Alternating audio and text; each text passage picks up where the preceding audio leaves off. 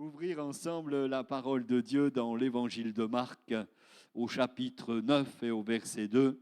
Et il est dit ceci, on ne va pas lire tout le texte parce qu'il est un petit peu long, mais c'est cet instant où il est dit « 6 jours après, Jésus prit avec lui Pierre, Jacques et Jean et les conduisit seuls à l'écart sur une haute montagne. Il fut transfiguré devant eux. » J'ai intitulé ce message « Ce que tu ne verras jamais dans la vallée ». Et je me disais, Seigneur, pourquoi tu as pris ces hommes à l'écart? Seigneur, pourquoi tu les as fait monter sur la montagne? Toi, Seigneur, tu es Dieu. N'aurais-tu pas pu leur parler directement là où ils étaient? Est-ce que la puissance de ce que tu allais leur dire allait diminuer? Je ne pense pas. Là où nous sommes, Dieu peut nous parler, évidemment. Mais je me suis dit, pourquoi tu les as conduits seuls à l'écart? Et la Bible dit, sur une haute montagne, pas sur un petit mont du Québec, hein, sur une haute montagne. Eh bien, vous savez que Dieu prépare toujours les saisons avant que nous ne comprenions pas encore. Moi, dans ma vie, il y a plein de choses que je n'ai pas encore compris du Seigneur. Et c'est normal, hein, la grandeur de Dieu, on a du mal à la comprendre. Il nous faut l'aide du Saint-Esprit. Mais écoutez bien, chers amis, ce message, parce que je ne parle pas d'ici d'un simple récit biblique, Marc 9. Je parle d'un moment stratégique dans la vie des disciples, dans le plan de Dieu. Et je vous invite cette semaine à relire le chapitre 9. Nous sommes juste après une annonce qui a secoué complètement les disciples, avant le chapitre 9.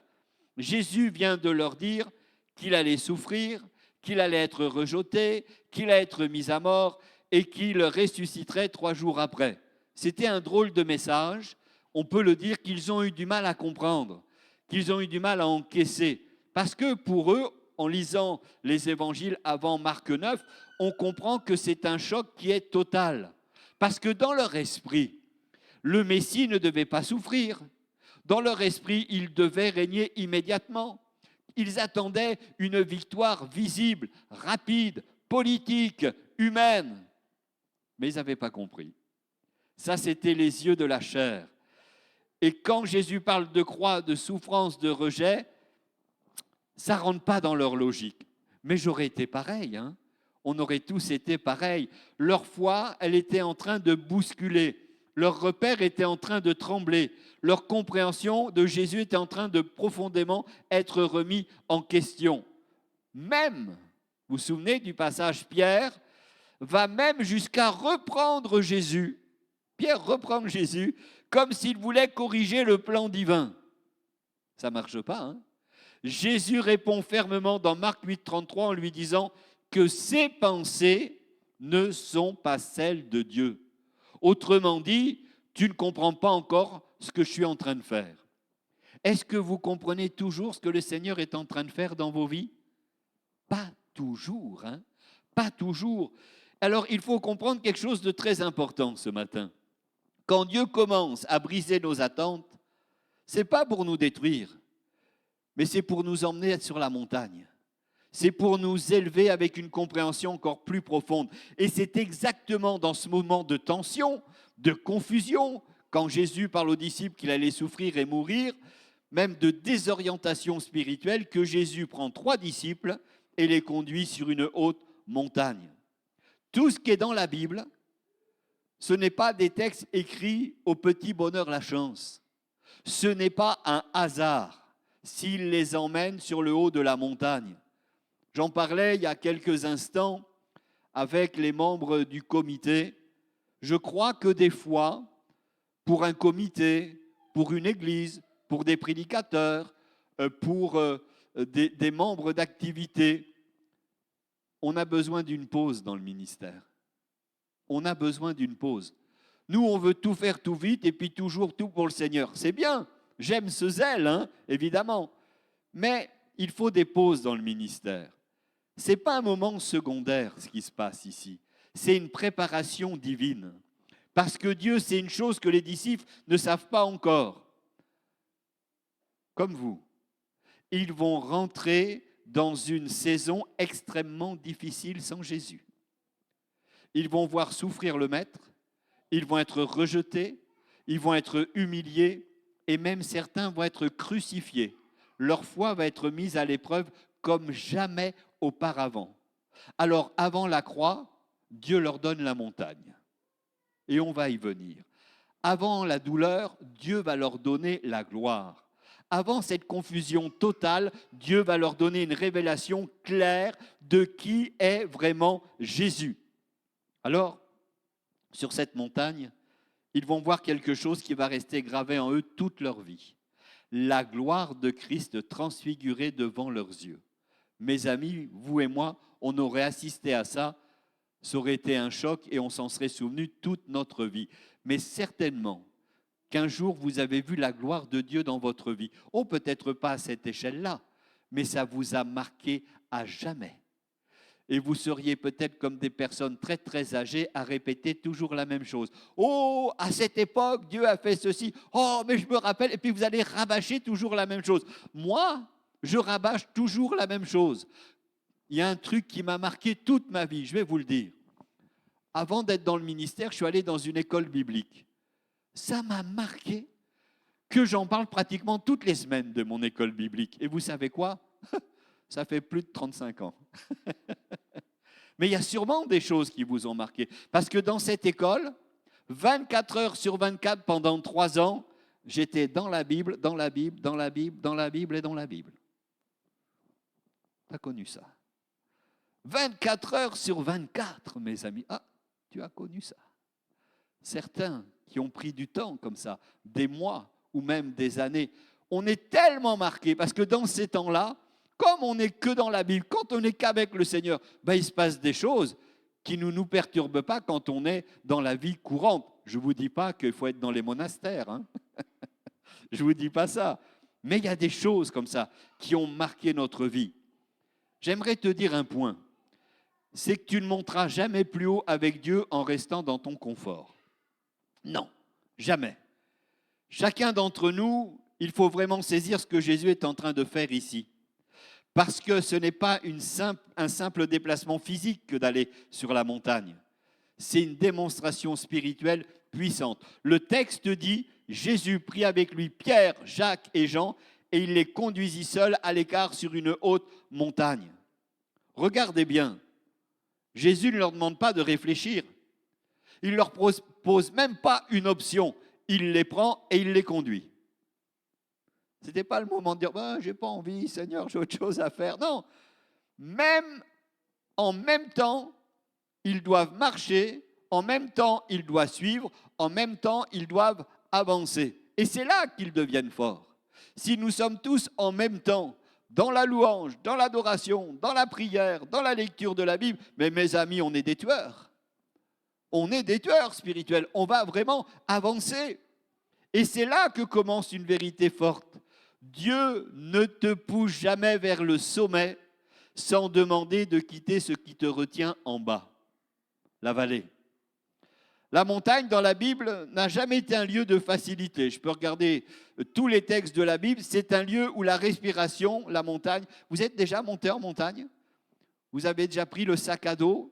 Moi, j'ai déjà fait ça il y a bien longtemps. Il y a bien longtemps parce qu'aujourd'hui, je souffrirais. Mais quand on prend une montagne, mais où on y va là, où on monte quand même, hein, sur quelques kilomètres, au moins un, c'est beaucoup. À un moment donné, la respiration, elle est plus difficile. Hein. À un moment donné, les muscles se fatiguent, les jambes deviennent plus lourdes. Mais c'est aussi le lieu où la vue devient plus claire et incroyable quand nous sommes en haut. Si tu refuses l'effort spirituel, tu refuses aussi la révélation spirituelle. Je vous le disais tout à l'heure. Jésus aurait pu dire « Restez où vous êtes et je vais vous montrer ma gloire là où vous êtes confortable. » Mais non, Dieu va les faire monter. Pourquoi ? Parce que la gloire de Dieu ne se révèle pas dans la stagnation, elle se révèle dans le mouvement, dans l'obéissance, dans la progression. Voilà pourquoi en Exode chapitre 19, verset 20, il nous est dit que Moïse, qu'est-ce qu'il fait ?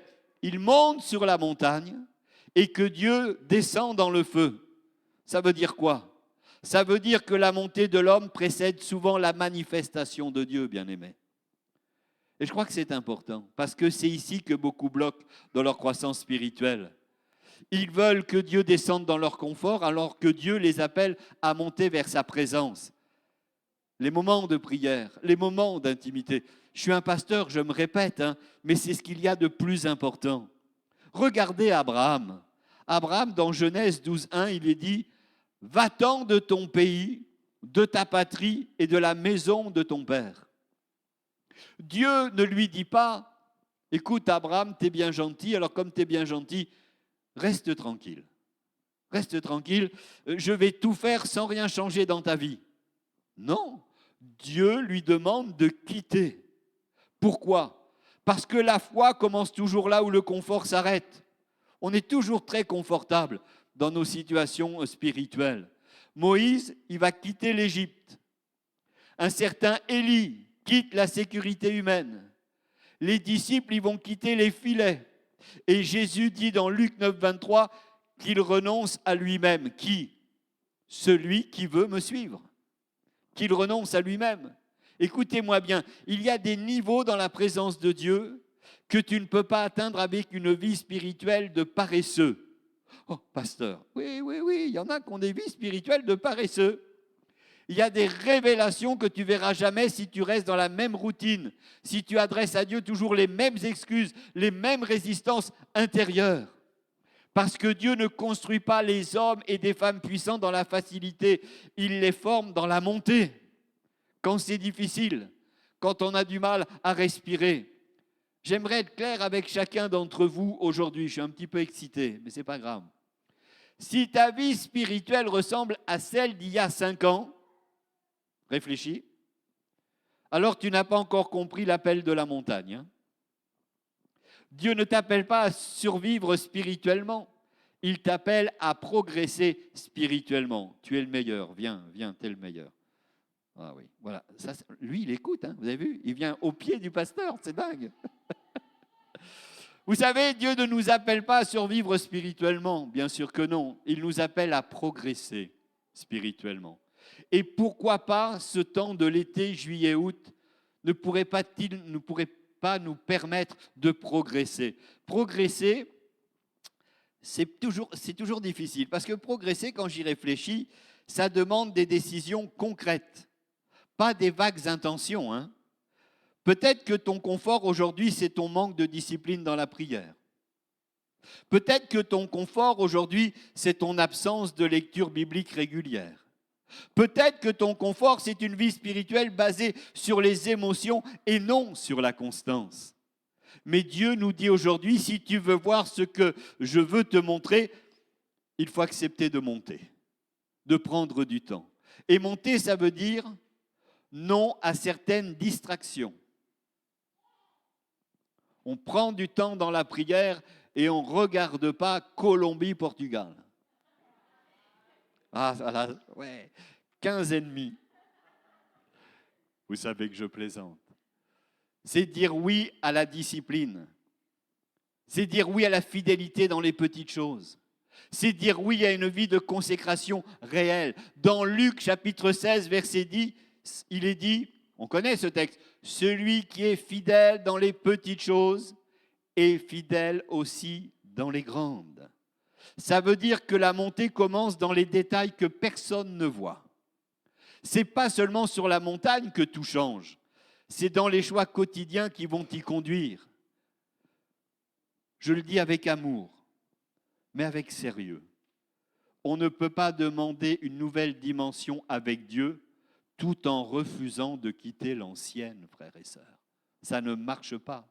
Dieu ne te bloque pas, Dieu t'appelle à avancer. Et je crois qu'aujourd'hui, à travers ce message, le Saint-Esprit nous pose une question simple mais puissante. Est-ce que tu veux rester dans le confort de la vallée ou monter avec Jésus vers une révélation encore plus grande? Parce que sur la montagne, il n'y a pas simplement l'effort, il y a la gloire. Il y a la gloire. Vous savez, dans ce monde, ça va être sûrement marqué derrière moi, mais ça m'a beaucoup marqué. Je pense que ça vous marque aussi. Tout le monde dit qu'il suit Jésus dans ce monde. Même les plus vilains de tous les hommes disent qu'ils suivent Jésus. Mais quand je réfléchis, normalement, hein, sans être un fou furieux spirituel, peu le connaissent vraiment. Ils disent qu'ils suivent Jésus, mais ils ne le connaissent pas. Parce que s'ils le connaissaient, le Seigneur, ils ne le suivraient pas comme ils veulent nous faire croire qu'ils le suivent. Bien sûr que non. C'est ça que dit le texte. Jésus prit avec lui Pierre, Jacques et Jean. Il les conduisit seuls à l'écart. Seuls à l'écart. Je crois qu'il faut s'arrêter ici et comprendre quelque chose de puissant. Jésus ne rejette pas les autres disciples. Pourquoi il n'a pas pris les autres? Oui. Mais il révèle qu'il existe des niveaux de proximité spirituelle différents avec lui. Moi, je ne connais pas votre niveau. Je m'en doute un peu quand même. Mais vous ne seriez pas content si je faisais des colonnes de niveau spirituel. Et on commencerait par quoi? Par les bébés spirituels. Et on serait peut-être étonné si c'était Dieu qui disait, Jean-Marc, mets-moi tel bébé spirituel ici.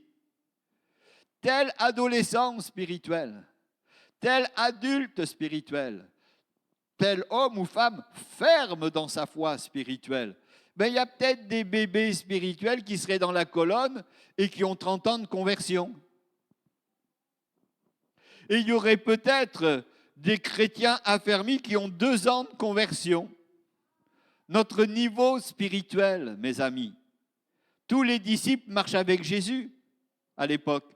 Tous entendent ses paroles, tous ont vu les miracles, mais seulement 3 vont monter sur la montagne de la transfiguration. Et ça nous dérange parfois. Je le comprends, même dans ce que je suis en train de dire. Parce qu'on aimerait croire que tout le monde est toujours identique pour tout le monde. C'est pas vrai. C'est pas vrai. La Bible nous montre une réalité claire. Il y a la foule, mais il y a les intimes. Tu es où, toi? Tu restes dans la foule ou tu fais partie des intimes? La foule, elle voit Jésus guérir les malades. Et c'est beau, hein? Moi, j'aimerais bien que tout le monde, on va dire que c'est nous, la foule, j'aimerais bien qu'on voit un miracle spectaculaire devant nos yeux ce matin. La foule voit Jésus multiplier les pains. Ça serait incroyable. La foule applaudit les miracles. Oui. Mais sur la montagne, il n'y a pas de foule. Il y a une intimité. Écoutez-moi bien. C'est pas que Jésus aime plus les 3 autres que certains. Non. Mais c'est que certains acceptent d'aller plus loin que d'autres dans la relation personnelle. C'est une vérité qui dérange. La proximité avec Dieu, je vous le dis tout de suite, vous le savez, ça se choisit. D'être proche du Seigneur, c'est à toi de le choisir. Jésus ne fait pas de favoritisme émotionnel. Il aime la foule, évidemment. Mais il aime aussi ses 3 disciples. Mais il appelle, il invite, il ouvre la porte. Mais tout le monde ne répond pas au même niveau d'appel. Je m'explique. Dans Matthieu 6,6, Jésus dit, « Mets-toi, quand tu pries, entre dans ta chambre, et ton Père qui voit dans le secret te le rendra. » Ce verset nous révèle quelque chose de très fort.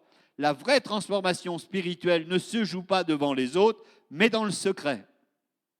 Moi, ça ne m'impressionne pas. Et vous savez que je suis de ce pasteur qui dit « Allez, frères et sœurs, élevez la voix, allez, louez le Seigneur, montrez votre louange, votre adoration. » Mais moi, quelqu'un qui prie fort et haut et qui pourrait me réciter tout un chapitre de Néhémie, ça ne m'impressionne pas. Moi, ce qui m'impressionne, c'est ceux qu'on ne voit pas et qui prennent du temps avec le Seigneur, qui sont sur les genoux et qui versent des larmes.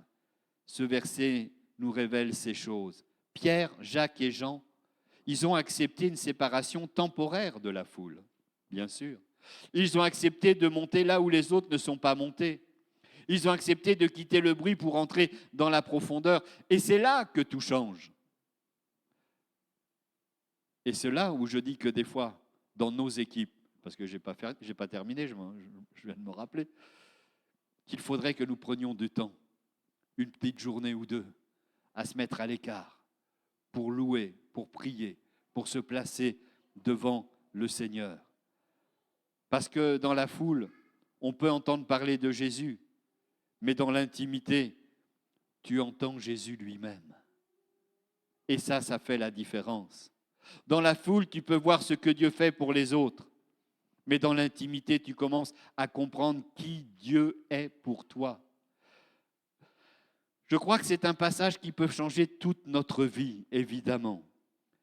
Moïse, David ont été des intimes de Dieu. Et ce principe n'est pas nouveau, hein. Moïse ne reçoit pas la révélation dans le camp, mais dans la montagne, seul avec Dieu. David ne découvre pas la profondeur de Dieu dans la foule, mais dans les champs, dans la solitude, dans les saisons cachées. D'ailleurs, il le dit dans le psaume 63:2, « Mais mon âme a soif de toi dans une terre desséchée. » Et Jean, quand on relit l'Apocalypse, reçoit les plus grandes révélations, non pas dans un temple rempli de monde, mais où? Sur une petite île, isolée, frères et sœurs, incroyable. J'aimerais te dire autre chose. Ce que Dieu appelle une montée difficile, et il y en a, c'est souvent une rencontre glorieuse qui est en préparation. Regardez bien ce qui se passe dans ce texte, parce que c'est ici que beaucoup de croyants lâchent prise sans comprendre ce que Dieu est en train de faire. Les disciples montent la montagne avec Jésus, d'ailleurs sans aucune explication détaillée. Ils ne reçoivent pas un plan complet, ils ne reçoivent pas une carte du sommet, ils ne reçoivent pas une promesse avec toutes les étapes écrites à l'avance, ils reçoivent simplement une invitation, venez avec moi. Et c'est là que commence la vraie foi. Parce que la foi ne marche pas avec la vue complète, on le sait tous. La foi marche avec la confiance dans la personne qui te conduit. Je vais relire ce texte, Hébreux 11:1, obligé.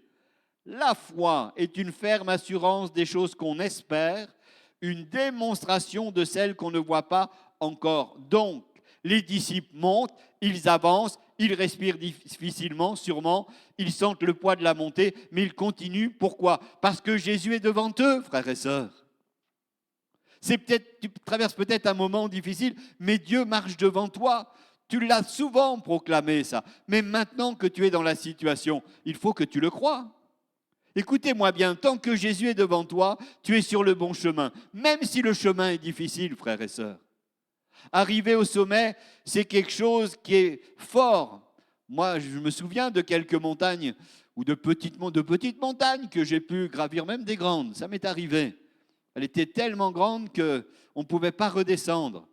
Je ne sais pas si ça vous arrivait. J'ai eu ce qu'on appelle le mal des montagnes.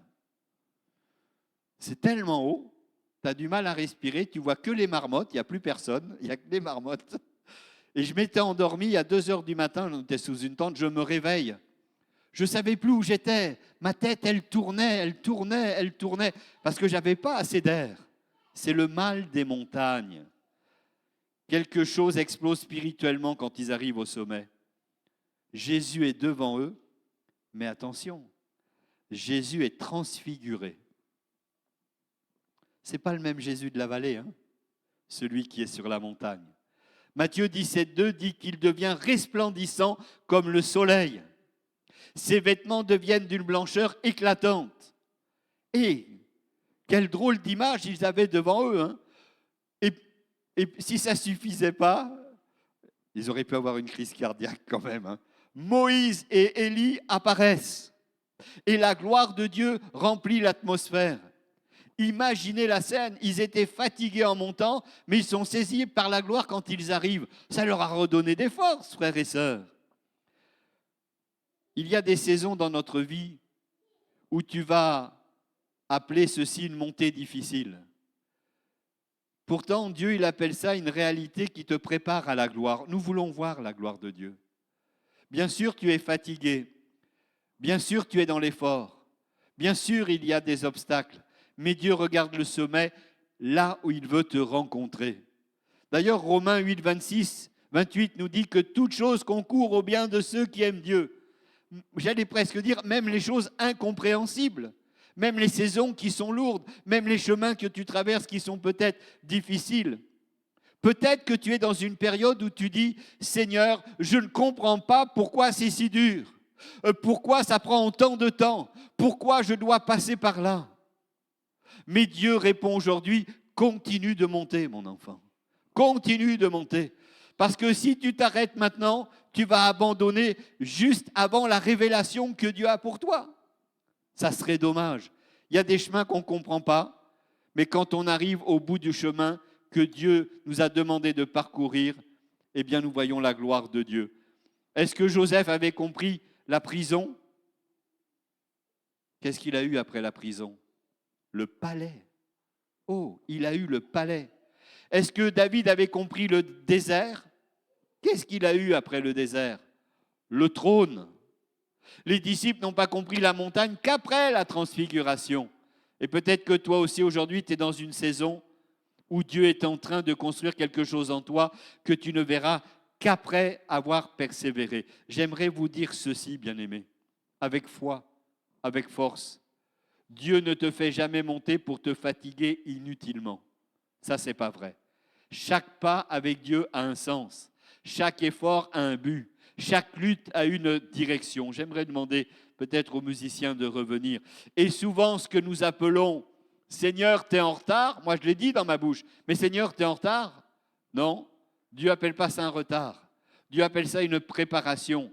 Ce que tu appelles peut-être aujourd'hui un blocage, Dieu l'appelle une construction.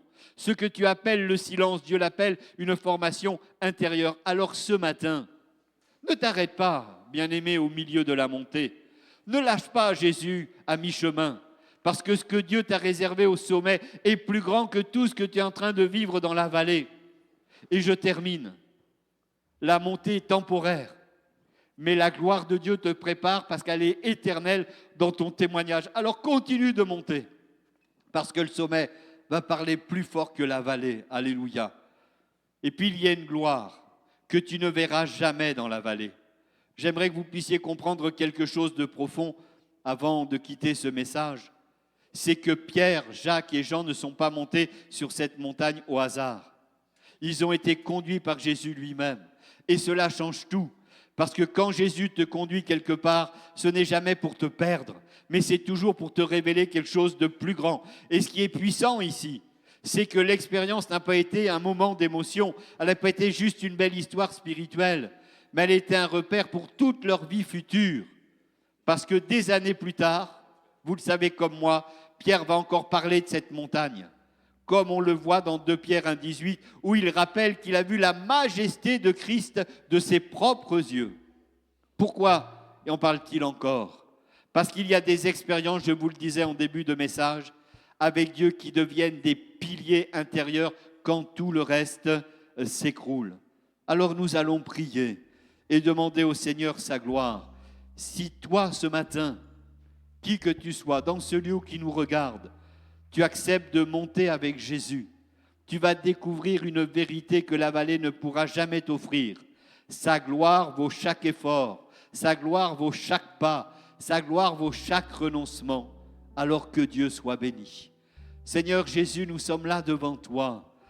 Nous marchons dans la vallée, c'est vrai, mais combien de fois tu nous dis, viens avec moi, je te veux dans une mise à l'écart, pour te parler, pour que tu comprennes qui je suis. Et je veux te dire pourquoi tu en es là. Oh Seigneur, il y a bien des questions dans nos vies, dans les saisons de nos vies. Et certainement que plusieurs sont dans l'interrogation, dans des situations qui sont peut-être des situations familiales, des situations du travail, des situations administratives. Mais Seigneur, tu es là, tu marches avec nous, devant nous, Seigneur. Et ce que nous trouvons comme un effort, comme quelque chose de difficile, apprends-nous, Seigneur, à comprendre, c'est toi qui es derrière ces choses. Seigneur, quand nous allons arriver au sommet de la montagne, nous allons voir des transformations, des choses incroyables. Nous allons les voir avec les yeux, Seigneur, ouverts encore plus parce que nous sommes dans ta présence. Bénis chacun d'entre nous et que toutes ces situations qui semblent impossibles à quelques-uns, Seigneur, que tu puisses leur révéler ta gloire comme tu l'as révélée à tes disciples sur le haut de la montagne. C'est pourquoi, Seigneur, nous partons de ce lieu, Seigneur, pas inquiets du tout, mais sachant que tu es avec nous et que nous avons le meilleur avec nous dans notre vie. Alors nous t'en remercions. Veuille nous accompagner là où nous irons toute cette semaine. Et que s'il y avait des embûches, des obstacles, tu puisses les balayer, Seigneur, d'un revers de main par ta parole. Parce que nous sommes tes enfants et que nous comptons pour toi. Alors merci pour cette mise à l'écart et pour la gloire resplendissante et éclatante que nous allons voir bientôt. Amen. Amen.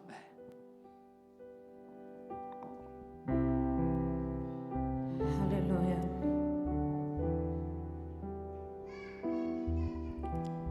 Adonai.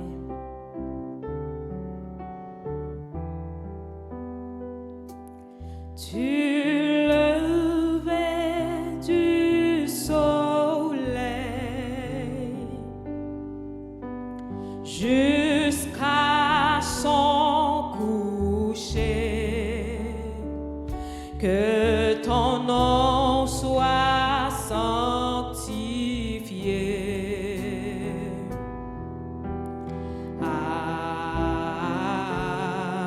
Adonai.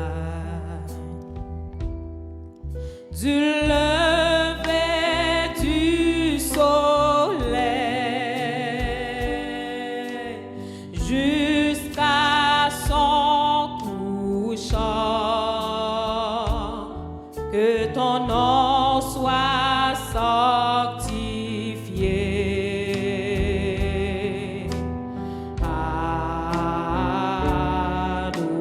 Adonai, du lever du soleil jusqu'à son couchant, jusqu'à son couchant, que ton nom soit sanctifié.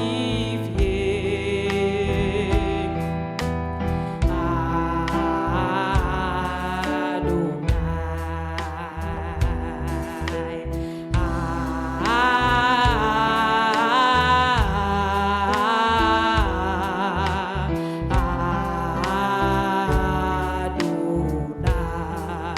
Chantez ensemble.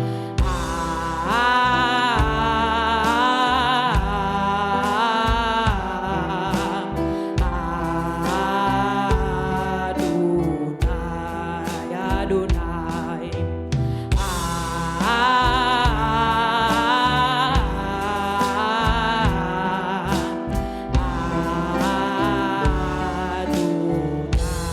Adonai, du lever du soleil jusqu'à son couchant.